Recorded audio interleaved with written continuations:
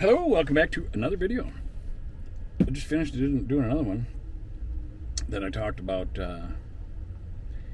sowing seed and different rough times in my life and my grandpa and other stuff. I don't know, I bounce all around. But one thing about this channel, if this is your first time watching here, is this is a real deal channel. I just turn on the camera. I have no idea what I'm going to say, talk about, or nothing. Each time I just turn on the camera and let it rip. Sometimes I get in some really good subjects, I think. You know, I think I'm putting out some pretty good stuff. It's getting better now that, like, my first beginning videos, I had really good stuff in there, but I did not want to be on camera. I was scared of the camera, and I'd freeze up, so I'd like really force myself to do it. So I kept wanting to put stuff off because of that, and because God wanted me to start talking about him more, I felt this was the best way to do it, is to start this channel. And I put this channel, I have it on YouTube and Rumble at the moment, and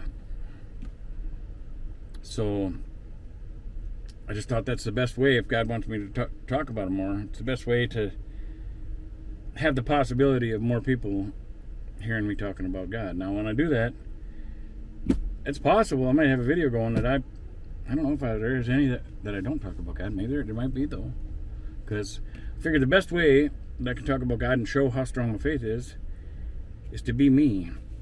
You know, and do what I'm doing. Just turn on the camera, and the more I turn on the camera and do this, the more I get used to the camera. Which, when I look at the beginning to now, I can see the difference in it. And sometimes I think I get some really good subjects coming out, you know. Just using my own life as an example and stuff I've been through and how I see things and how I seen things when I was younger to how with wisdom and time and age I see things differently. And I think I put out some pretty good analogies with stuff sometimes. And what's hard about just getting this channel to grow too is that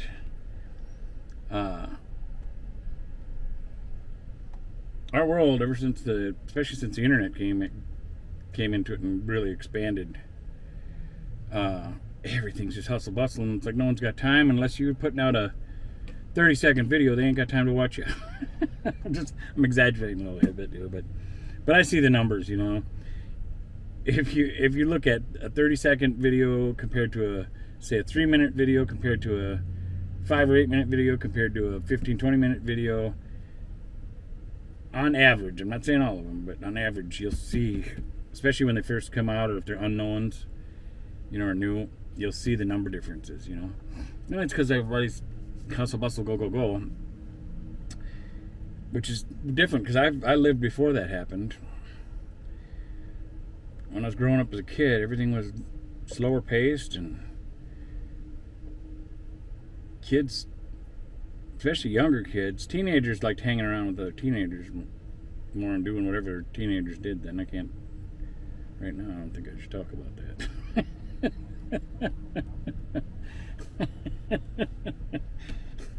But when I was a little kid, before I became a teenager, we'd use our imaginations a lot, you know, and with toys, and we had Hot Wheels, and we'd play in the dirt, and we'd dig little roads and have little cutouts where driveways were and pretend like we had little houses there. We might even make use something to make it look like our house for our little Hot Wheels, or we might take a block school eraser that's angled or whatever, like what do we call it, prism angle kind of deal, and we might draw little windows on it and stuff and make it like a little spaceship.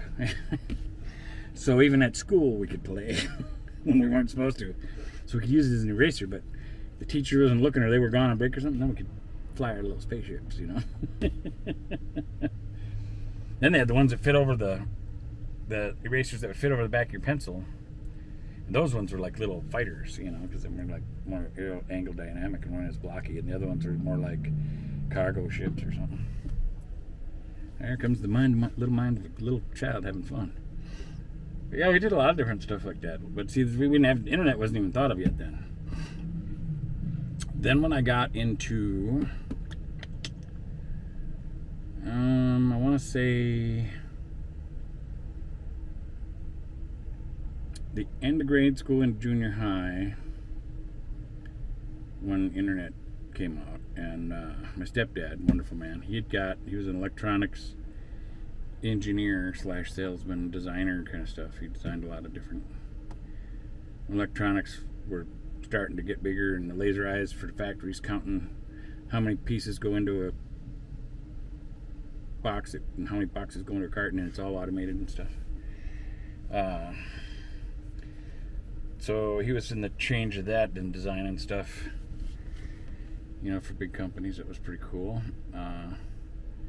He got a compact portable computer that had two 5.5-inch floppy drives or something like that. They weren't like the hard card 4.5-inch floppy drives that were in a hard plastic casing. These were you could actually bend them and stuff, and they'd slide in and have these little flip levers over that would make sure it stayed locked into place or whatever. And the screen was green, and there was no point and click. There was no such thing as Windows yet. And it was either basic programming or DOS.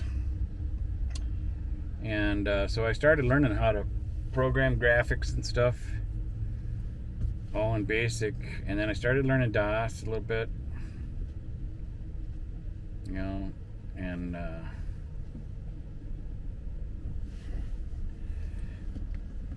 Dad let me use the computer quite a bit and play with it. I ended up knowing how to use it more than him. He ended up using it mainly because then the internet went through the phone lines, and it was a dial-up connection. Some of you young kids, I can't help but laugh every time I say that, because there's some of the younger generation that might not even know what dial-up is, but you would go through your landline phone like a fax kind of. You might not know what a fax is either. But when it connected, you could hear this little, and then it would connect, and then it would go quiet, and you wouldn't hear it.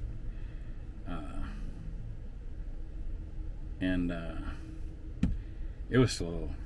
It was really slow. Like now, when you pull up stuff and it's just everything's there, you can scroll fast and everything. It was so dinosaur slow back then. Just to look at one picture that might have been, I don't know. You won't even say a megapixel. I don't even think it was megapixel pictures then. And that was it was still a green screen then in the beginning, and it was just mainly, stuff was so new.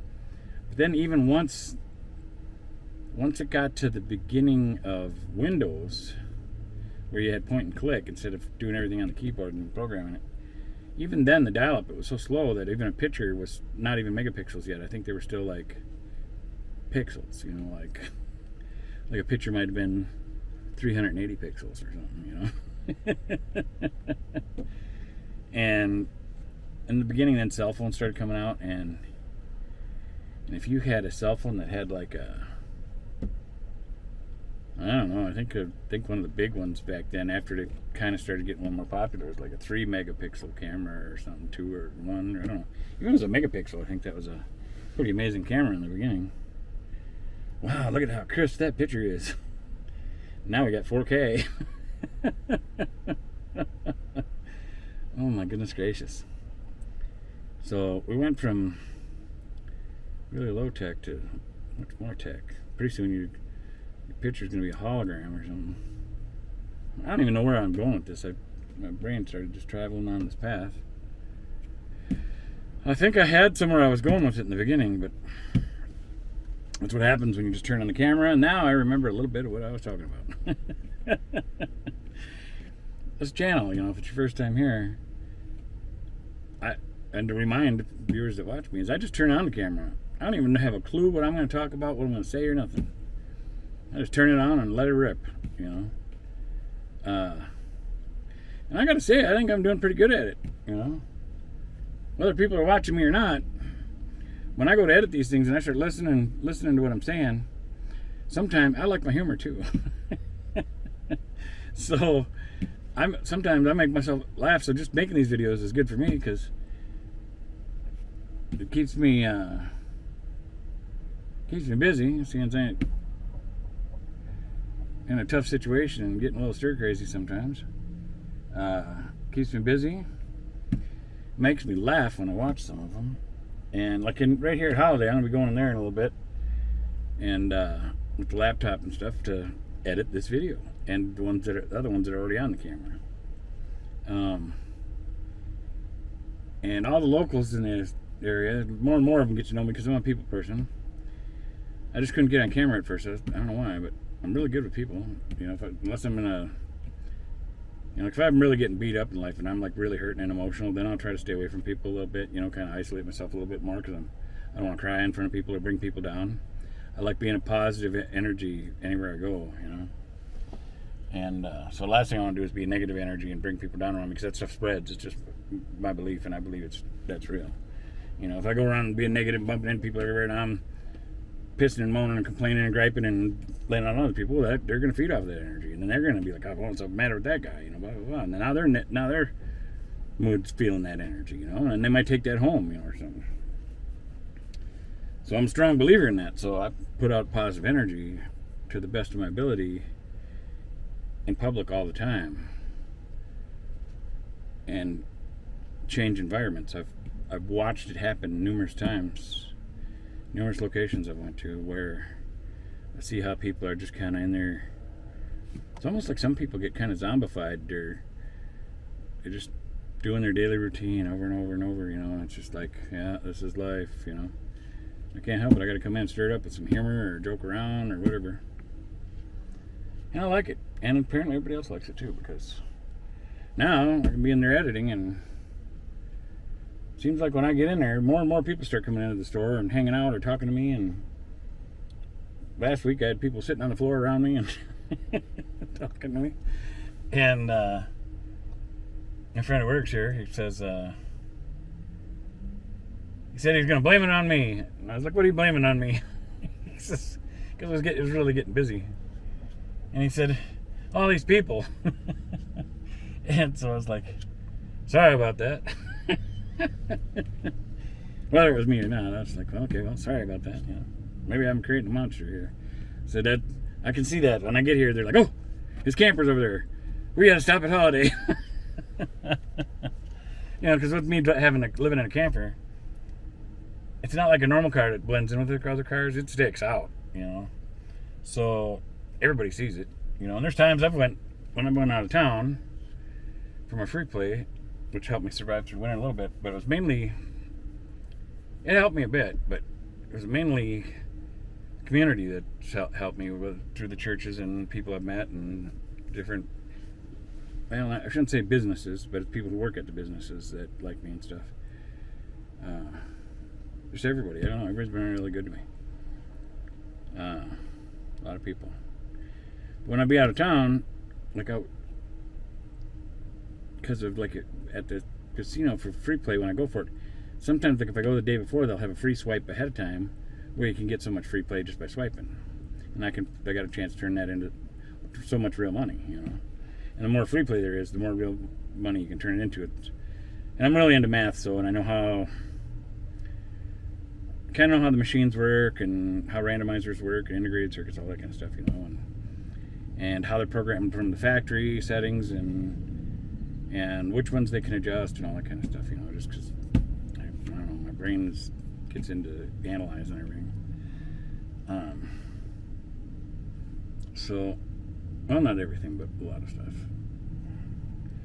But anyway, so I'd go out of town because I live in my camper, well, I can get that swipe and then I can just go to 24-hour gas station or store or something, and I also go in and so I'm a customer and get something, or if I got enough money and gas up or whatever, and then I'll park somewhere and crash for a few hours or whatever, and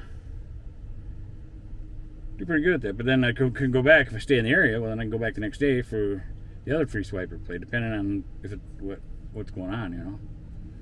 And I've done that a couple times. But when I'm gone for a couple days, and plus like at the campground they've got blazing fast internet, as fast or faster than the library. So when I go down to the campground down there, I can even work and upload videos and all that kind of stuff, you know. So after being gone a couple of days, it's like, because I'm so friendly with all the people in town, which is wonderful, but it's like I'd had them say before, "Where have you been?" Like, what do you mean, where you been? Like, we've looked around town, we can't find your camper anywhere. Where were you? I'm like, well, I went and did free play and stuff, you know, so everybody wants to know what I'm doing, where I'm at, you know, all this kind of stuff. Well, and it's flattering, it is, you know, but because I get along with so many different people, I got my closest new friends in the area that call me on a regular basis and visit me the most. But like the one time I come back into town, and it's like everybody'd been looking for me and couldn't find me, and like they're waiting for my camper to come into town.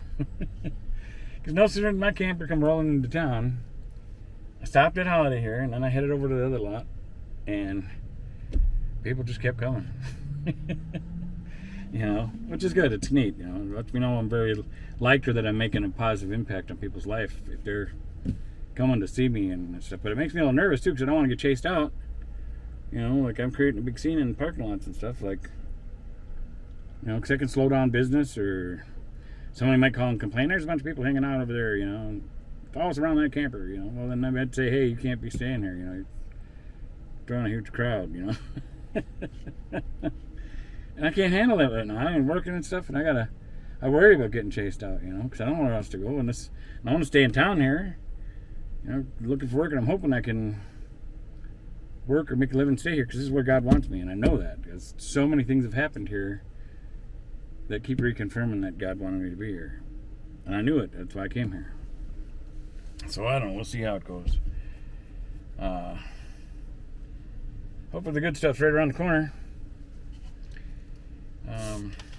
I forget. I knew where I was going with this stuff, but talking about why this channel's the way it is.